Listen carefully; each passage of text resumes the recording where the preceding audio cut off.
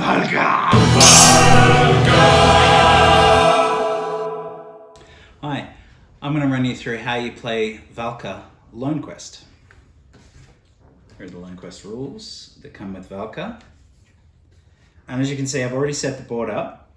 If you need help with this, there's another video on Instagram that you can see that runs you through this in under a minute, how to do the setup. It takes more than a minute, but the video lasts for about a minute. I've chosen the goblins as my warband for today. As you can see, there are my 5 cards that I will be using. Some stronger than others. I'm just going to do a quick shuffle on those. Now I have my starting equipment here, a shield, a health and a strike card. My player aid set up here with my starting Krona and starting stamina. And I have everything else kind of laid out around the board as need be. Now the game comes with a little guy. This is a little token that you can use to sort of just remember where you are on the board. But I'm going to use one of the miniatures that I designed for the game. This is the old Gob, and I've painted him up. So I'm going to use him just for fun. So when you start playing, you choose a starting position. Everything's on here. You can see your movement. If you're stuck, the play-by-play is in here. And I'll kind of go via this. I'm going to refer to the rules every now and then just to make sure that I'm not saying anything that's untrue. Which your player dice and your marauder dice, which is the ones you're going to meet when you're out there. The idea behind the game is that you clear this section of Valka and you become the master of this section, and you rescue your legendary warrior, the one that you've just played. In my case, it would be the goblins, from your reward card deck. And then after that, you can add that to your regular Valka playing deck. So let's get started. First thing I do is turn over my first fighter.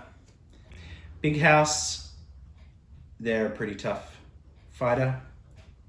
But I am going to equip them with a weapon, just to make sure that they're really strong.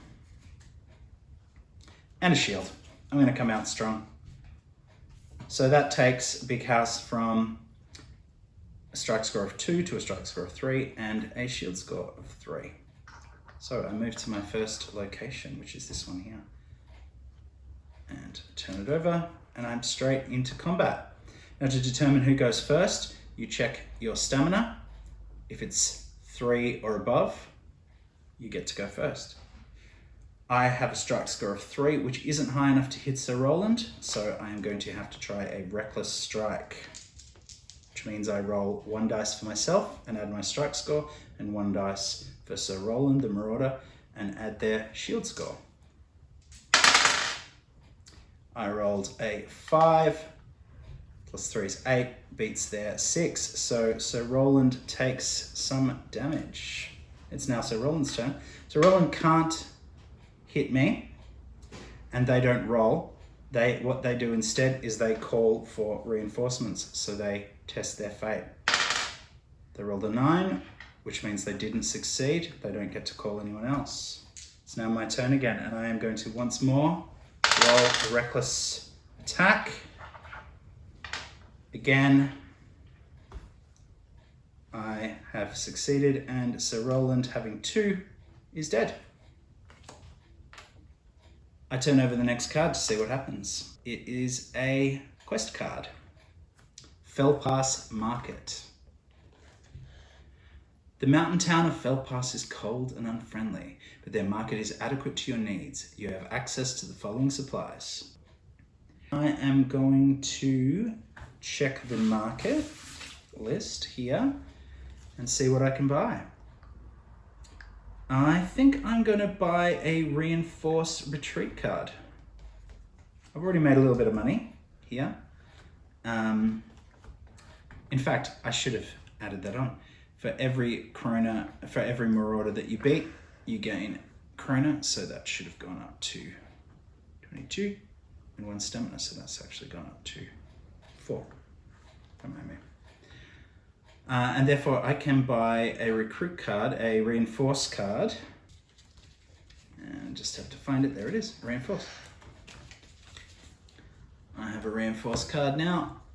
That costs me 10 krona, so I go from 20 back to 12. That goes in my little stack of gear here. Potion costs 8. Yeah, I'm gonna buy a potion as well. Why not? Why not go out strong? Potion costs me,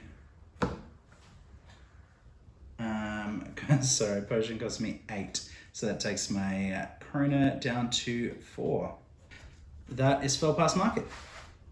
Done. Turn over the next one and see what happens.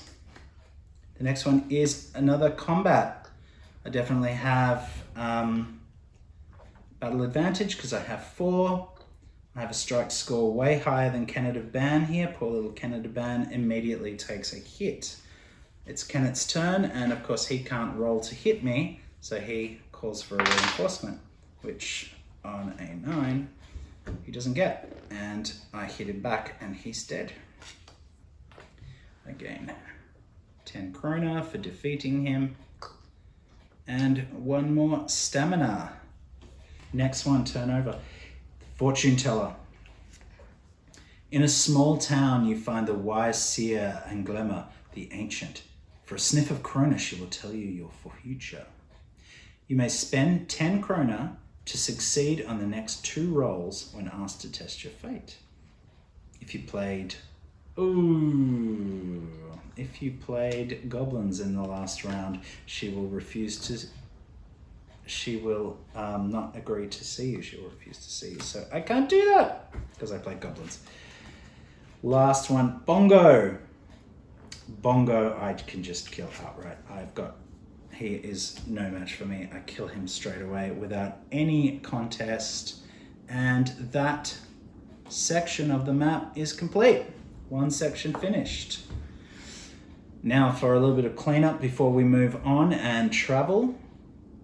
So I have finished that section. Now I need to check whether any of my equipment is damaged from all of those combats. So for each of these 2 cards that I used, each of these 2 bits of equipment, I test fate. For the shield, 5, the shield broke during that combat. My stone axe, I lost my stone axe as well. I should have bought some weapons while I was in town. Oh well. So I lost all of my equipment during that section, but that's okay. I'm now going to travel to here. It cost me 2 stamina to travel, and I'm now here. Big house goes onto the bottom of the deck, and I turn over my next fighter, who is Mickey Blood. Now Mickey is not a very tough fighter, so I am definitely giving Mickey a little bit more health because they are going to struggle. I would summon another fighter, but I only have 3 stamina and I have a reinforced card. So if I need it, I can use that during combat and summon one without having to spend any money. I also have a potion to heal them if they get hurt, so I am going to leave it as is. Let's see what happens. Turn over the first card.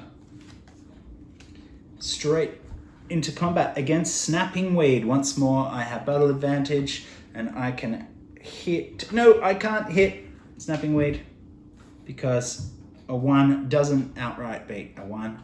I have to roll to see. And it's equal. Equal goes to me, and therefore Snapping Weed takes a hit. Now Snapping Weed can't hit me outright either because a 1 doesn't beat a 2. So they need to roll to see if they get anyone. They rolled a 3, they didn't. And it's back to me. Now, I actually am going to use my reinforced card.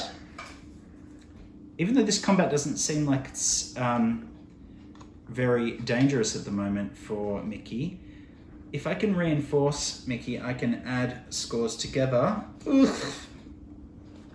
Little Tom, not much use, but better than nothing. Now with a combined strike score of 2, I can hit Snapping Tom without having to use a reckless strike. That's called a team strike. 2 beats 1. So I defeat the Snapping Weed and gain a little bit of gold. I'm not sure where the Snapping Weed keeps their plunder. Possibly in their roots. I'm not sure. Shepherd's Rest. The mountain pass contains little of note except a small shepherd's village. If you played Barbarians or Tree Beasts last round, you may spend a few quiet hours of contemplation amongst the simple folk and receive a boon of 2 stamina. Which I didn't, so that's no good to me. But oh well. Ah, speaking of Barbarians, here's Gretsch.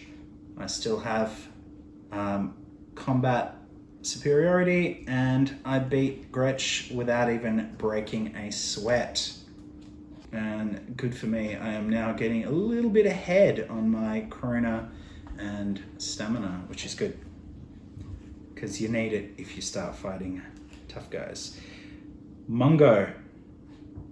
Once more, I can hit them, but what I'm going to do, just for funsies, I am going to roll 2 reckless strikes. Instead of adding them together and giving Mungo a chance, I'm going to try reckless strikes and see what I can do. So Mickey Blood first up. Mickey Blood succeeds with a 9, plus 1 is 10, against 2 plus 1 for Mungo. So Mungo takes a hit, and then Little Tom is going to do the same thing, which would be a bummer if Little Tom misses, because they will be killed outright, which thankfully they didn't. And Little Tom also manages to kill Mungo, so I gain a little bit more. I'm tearing through this section. Here's a good one. A matter of honor. Your scouts tell you that a small bridge spanning the river is guarded by a single warrior who, in exchange for passage, demands ritual combat from the greatest of your warband. Afterwards, whatever the outcome, your band may cross. If you choose, roll the dice first for the warrior and next for your champion. Oof! I win and they give up their sword. I get a sword of some sort. I'm going to choose the Rock Picker strike buff. So I now add that to my equipment list. And that's it for that section. Mickey didn't lose anything on that section. I'm making this look easy. This is the easiest I've played this game. Mickey didn't lose anything, but I still have to roll to see whether I lost, and I did lose that health buff. That health buff gets thrown back into the equipment list. So that's basically it. You move from section to section. When I go to move next, I'll spend stamina. I'll move to the next section. And you play through the whole deck. When you get to the very, very end, if you succeed, you get to choose your champion out of here. So I'll show you what they look like. These are a legendary warrior card, which you can then add to the rest of your deck. We'll be choosing the Goblin because we were playing the Goblin, and it is Knack Rack, a very vicious fighter. These legendary warrior cards do double damage when they succeed, and you would add that into your deck and play it in normal games of Valka. That's basically it. I had a pretty easy run then. I know other people have played this online and gotten decimated. I was finding that very, very easy just then, but it is the luck of the draw. There's always the chance that I could run into a champion like Eustace when I had someone small like Little Tom up, and they might decimate me. Or I could run into some sections like fell passing, where I get zapped by a wizard's strike, lightning, and I lose a bunch of stamina. So I had it easy for those 2 rounds, but it can be a lot more difficult. That's Lonequest. I hope you kind of got an idea of how to play. It's not always that easy. It's not always super hard either. It's just quite fun to go through and clear the map and become a champion. And every time you do, you get a reward. I hope you enjoyed it. Thanks for watching, guys. Valka, oh come on!